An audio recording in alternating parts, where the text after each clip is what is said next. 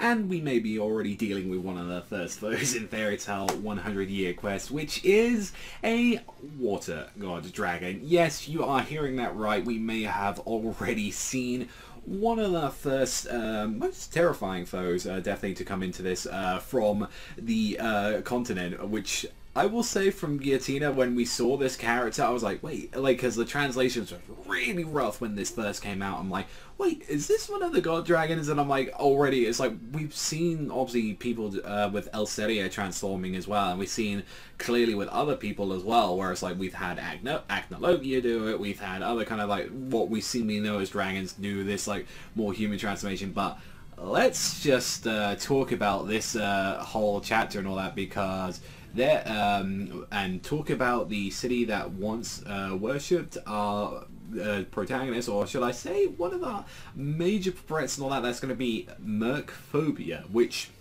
definitely one of them which we are kind of terrified about right now, because we have no idea on the scale of what exactly this character can do and how he's going to be handled, and especially what is it's kind of portraying. So with this chapter, we're able to find out quite a few things immediately about this, like when we're talking about like how what's happening with like an Natsu side of the guild at the moment, where they are going out and they're trying to get to this city known as Valeria, which where on the south part of Valeria they're going to reach this port named Elmina, and this is where like is pretty much abandoned. It's pretty much in ruin, and this was a city that was once worshipped by the water dragon god known as Mercfovia, and this is there pretty much like as they're talking about this, and they're like, hey, and all that, like, didn't Gildas, he tried to defeat Acnologia, you know, he isn't related to dragon gods and all that, and he's just like, and how they're talking about it, it's like, oh, like, they pretty much dismiss like originally this was supposed to be Gildart's job to take care of these, but it was like,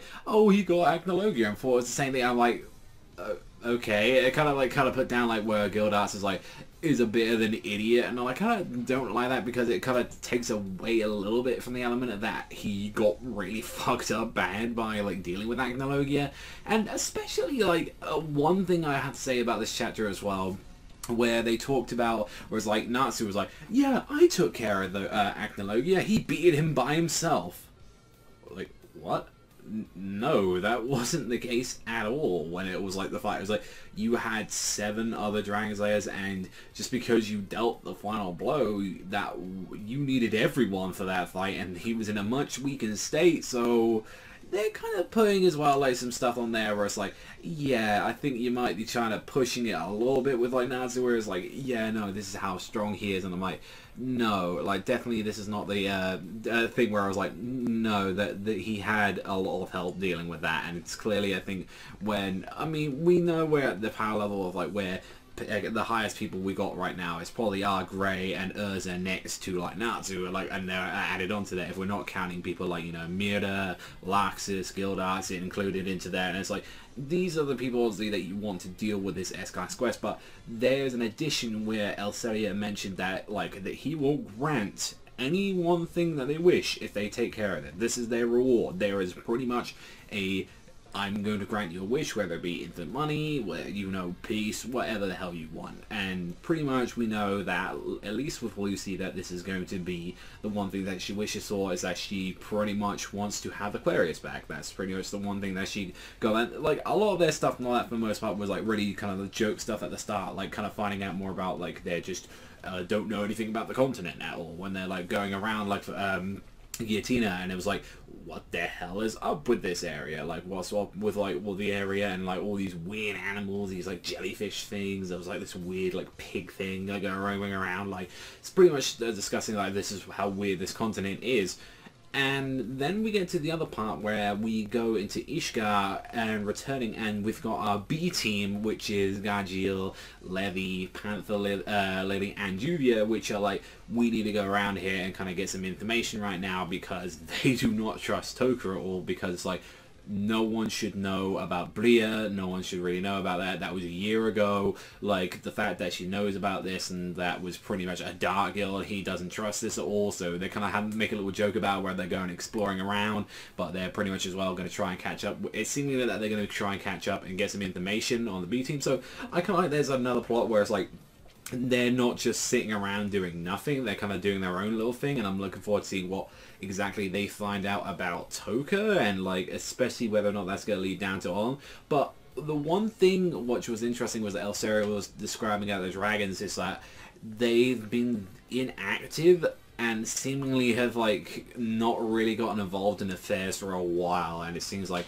we shouldn't have even known anything about them only until like the giant stir of what happened with Agnologia. So it seemed really that did affect their structure a little bit, and I kind of wondering notice that like what did even Agnologia know about these guys? Like, did he not, like, at this point know that where he was and all that? Did not, he clearly had a huge hatred and all that. Would he not want to try and fuck with these people? Because it seems like what happens in Ishgard stays in Ishgard, and the same thing that happens in the other continents, where it's like they just stay in their own continent and not a lot of the news really travels fast and all that. And I'm pretty sure that like maybe like Igneel and the others maybe have heard of them, but since they were inactive, he probably never really messed with them for the most part. So some stuff to like kind of mention on there with like the chapter, like definitely was some interesting stuff. And when we arrived at Elmina, like it was pretty much abandoned, and it was like, what the hell, it's all dusty and a piece of crap. And like then the kind of little bombshell of the chapter is we see our first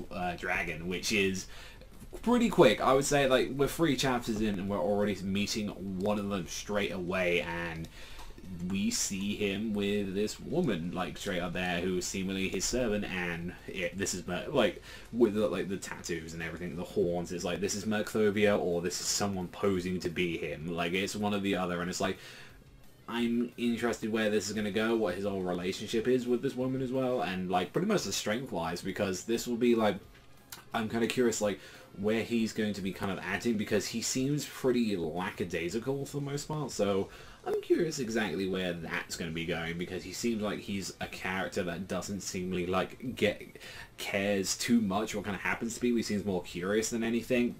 And we at least now know one of the elements as well, which is one that was never explored. I'm kind of surprised that this was one that never really got started. So whether or not they're going to be the 5 base elements, because there's one I'm guaranteeing that is going to be Earth on there. So, you know, we're probably going to get, you know, water, fire, you know, air. We're going to get the basic... It'll be interesting we get another wind dragon, like if we're going to get Grandine, or if they're going to try and just get the elements that we haven't seen yet. Like, even though we've had, like, multiple fire dragons, like we've had Igneel and we've had Atlas and, like, a few others. I'm kind of wondering what we're going to be seeing from these. But I'm very curious about this chapter. Like, this chapter was setting up a lot of stuff on there, and it was really interesting. So I'm going to let you know, guys, in the comments down below what you guys thought about that. But that's all from me. Thank you as always for watching, and I'll see you guys, though, next time.